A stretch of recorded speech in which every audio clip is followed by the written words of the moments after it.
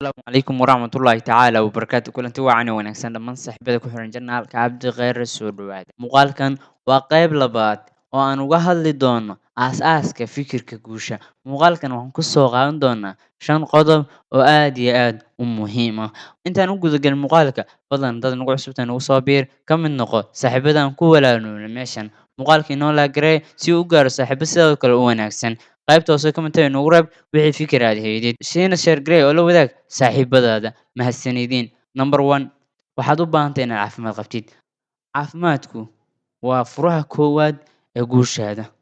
inaad nafsadaada daryeeshid ood ku dadaashid caafimaadkaaga waxay kaa saacidi doontaa guulo badan inaad nafsadaada usoo hoysid caafimaadkaaga ood ku dadaashid waxyaabo badan ayay kuu fududeyn doontaa noloshaadu markay tahay mid nadiif ah oo caafimaadka jirkaaga aad ku dadaashid iyo midda maskaxdaadaba waxay noqon doontaa mid nadiif ah